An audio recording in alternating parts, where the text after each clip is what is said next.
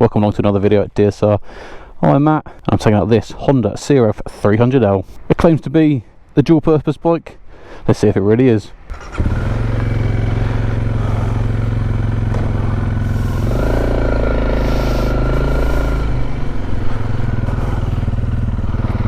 First thing I'd notice jumping straight onto this bike, I am not a skinny chicken, 110 kilos, and the rear suspension definitely feels very soft.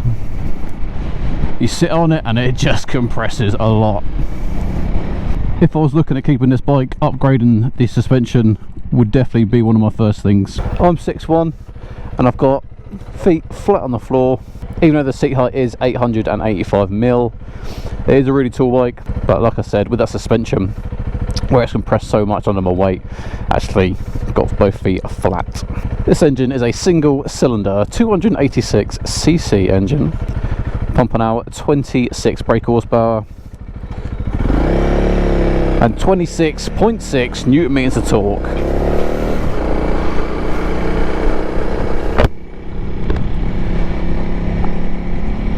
As mentioned, they claim it's a dual purpose, so I'm doing a bit of road riding, see how it is, see how it handles. Could this be my everyday bike? We've got probably 80-20, maybe 70-30 dual tyres on. You can definitely feel the vibrations coming through the rear because of those tyres. We do have 6 gears, nice to see.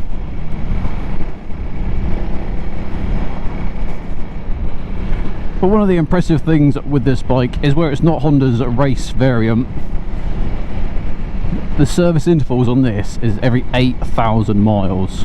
So this bike can get you around to work, to college, uni, wherever during the week, and then come the weekends you can go and find yourself some green lanes. Yeah, horn and D.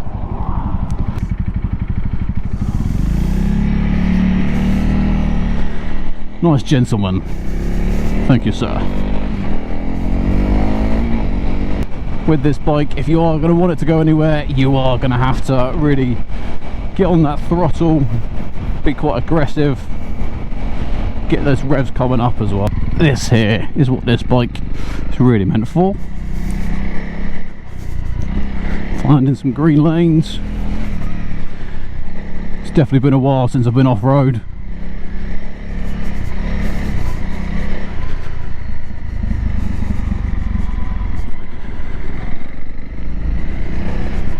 Let's see how these dual purpose tyres goes. Like I said, maybe 70-30.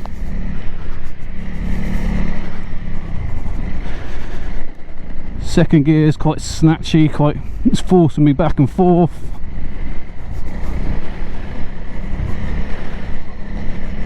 Put it into third gear. Throttle's definitely a little bit smoother for that back end sliding around.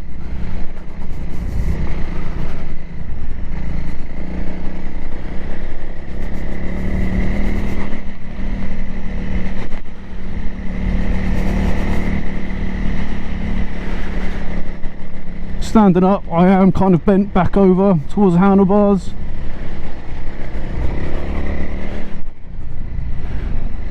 I would have to look at getting some bar risers for this, just to bring it up a little bit when you are doing this green lane style.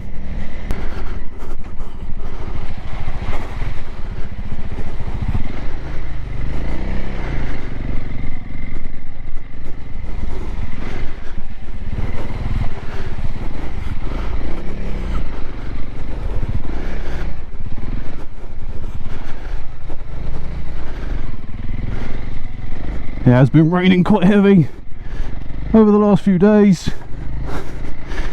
Very wet, very slippery, very muddy.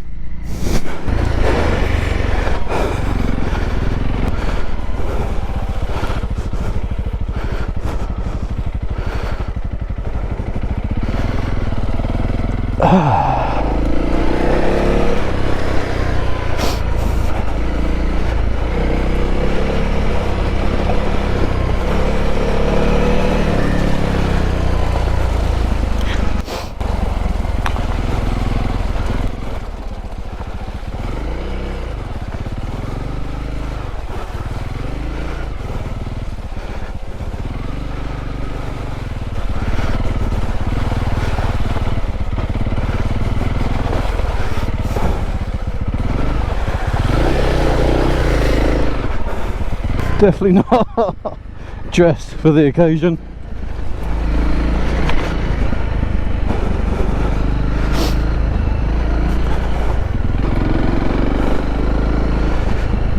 Okay, so initial thoughts there.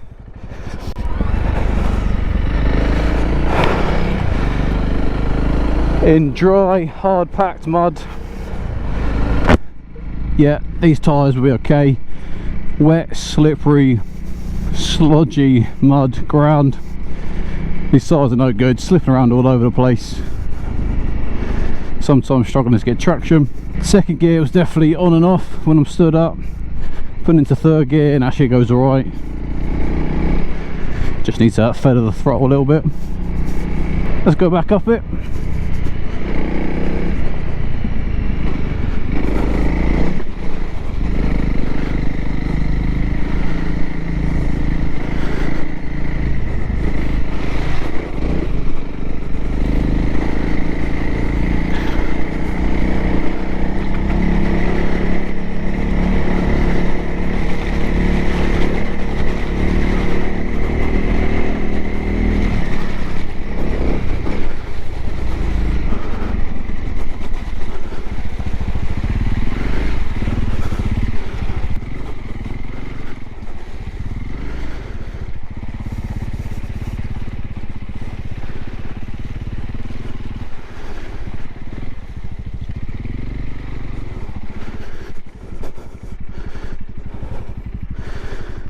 Unlike some countries, the UK, we've got speed cameras everywhere, we've got potholes everywhere, we've got police everywhere.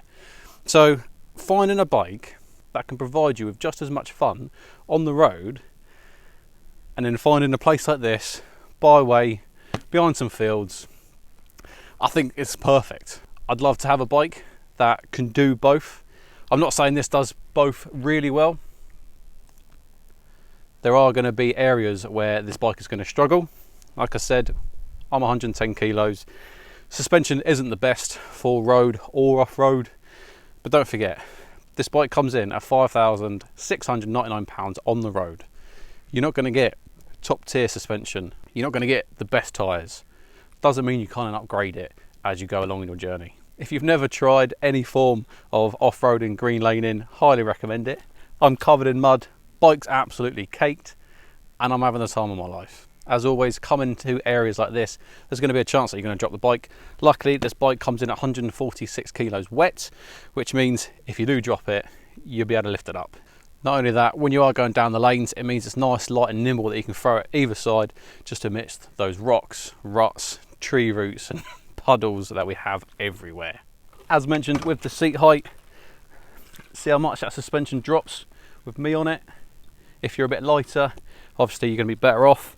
But both feet flat on the floor, so it does mean if I come to any technical parts and I need to start getting my feet down, I will be able to touch the floor.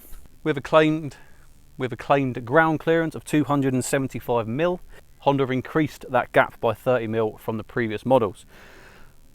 Whack my carcass on this, I can guarantee it probably isn't 275mm ground clearance, but still, the more clearance you got, the more chance you've got of not smashing up the bottom of your bike. The beautiful thing with this bike is it's really easy and simple to ride and to operate. On the handlebars, there's nothing out of the ordinary that you wouldn't expect on a basic bike. Kill switch, start switch, indicators, horn and your headlights. Really simple gauge up front, but it shows all the information you need. Also, because this is a dual purpose road bike, we've actually got a fuel gauge as well, rather than just a fuel light. Nice thing to see. Coming onto the fuel though, this has got a 7-litre tank and you're going to get over 100 miles or so on this bike. It's going to be nothing to fill it up, and then plenty of miles and smiles everywhere you go. We do have an ABS button on the top right hand side. You're going to push and hold, and there you go, flashing away, ABS off for the rear. Once again, it's just a nice little touch that Honda have put that on, knowing where you're going to take this bike and how you're going to want to ride it, that they've just made it easy and accessible to turn off the rear ABS. On the left hand side of the bike, we have got a toolbox. It's nice to see, nice and big, and then just behind that we have got a helmet lock. I know Honda do provide an accessory if you want to take that off and then add another storage locker, storage box there. This bike's gopping, I'm gopping. Let's go find somewhere to wash it down.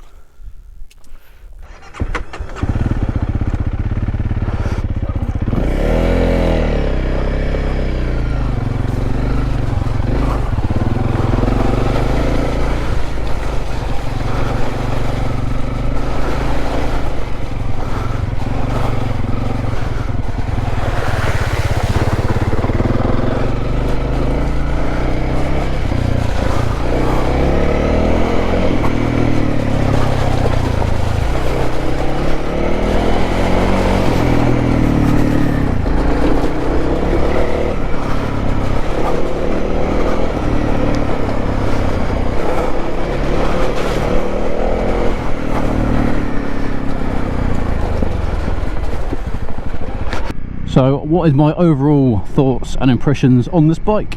It'll be no surprise that I think the suspension does need a little bit of work. Upgrade the suspension and this bike will be able to handle the off-road section a lot better. I wouldn't buy this solely for the road. You are getting it for that dual purpose capability. So on that I'd get some tyres a little bit more aggressive, a little bit more grip, especially in the wet stuff like that.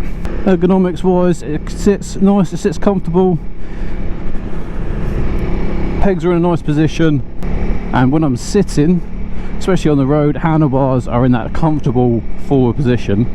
But if I do take it off road, when I am stood up, handlebars are just a little bit too low for me, so I would need some bar risers just to bring it up a little bit.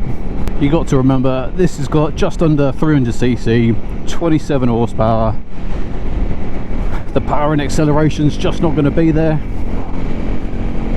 but hey, if you're a little bit lighter than my carcass, you might notice the difference in that, and it might be a little bit more peppy, a little bit more lively for you. Would I personally buy this bike? You know what, if it was a second bike, yeah I would. I like the fact that we've got our full year 8,000 mile service intervals. It's not a race bike.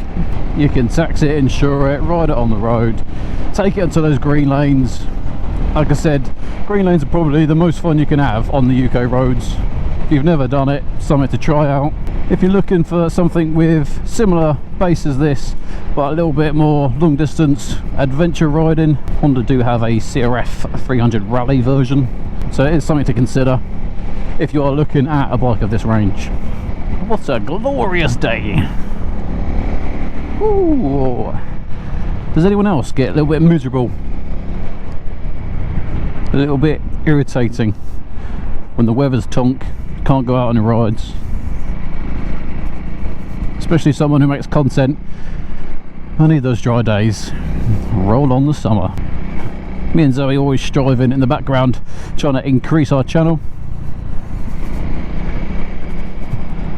So we are in talks with a few more dealerships, and hopefully they come through,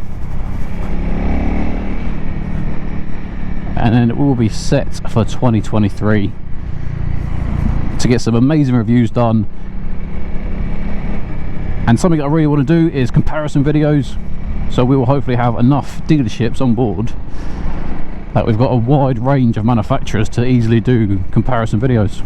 I mean, let's just ignore these 1980s indicators. Let's not worry about that. It's not like we can get nice slimline LED indicators. But let's face it, if you're crashing, having a little bit of flex might help. I mean, if not, you get like little flush ones that would just sit there, so if you did crash, you wouldn't be hitting that. One thing I probably would get as well, bark busters, always handy when you are doing any form of off-roading. See, if you want to, it's got it. It's got enough to get up and go. If you don't jump on this bike and expect too much, you're laughing. Bit of city riding, easy, because this thing is super light, super nimble. Ooh, naughty.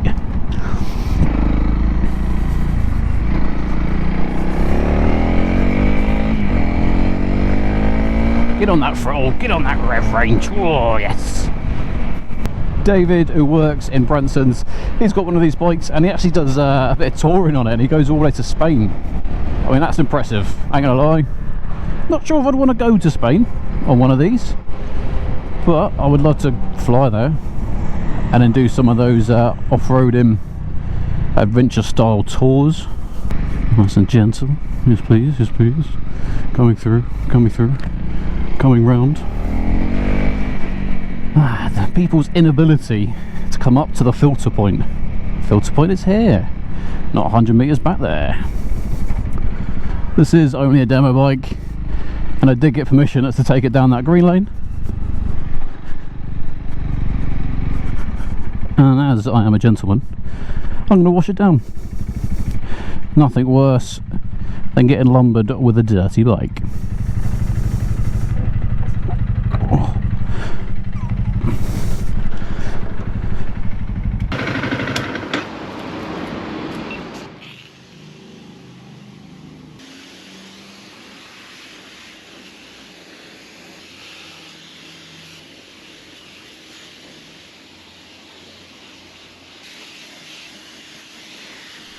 There she goes, spotless, almost. A lot better than what she was. Let's go and drop the old girl back. Ay caramba. And that right there, ladies and gents, is the perks of a dual purpose bike. You can go where you want on road. You then see a bit of green lane, you can go down it. She gets gopping, and then you got a whole lane here to the right. People scared of coming into it. What are you doing here, mate? Sorry, got distracted. She gets dirty, find a wash down point, 5 minutes later she's spotless. Even managed to get the old boots a little clean. Brakes are pretty good on this. A lot of the time, especially on the cheaper bikes, you find brakes is an easy area for the manufacturer to kind of skimp on, but so far what I've seen, more than enough stopping power for a bike of this size. I owned a KTM 690 SMC, and that seat used to give me real problems. I could only do about 30 minutes and then that was me done. I've had no issues with this seat. It's firm, but it's not painful. Not saying I'd want to ride all day on it, but for these short little blasts, pretty good. If you lived in a town, this bike would be perfect. You're not going to easily break the speed limit. Light, nimble, fit through traffic, and then on the weekend you're going to find yourself a green lane. And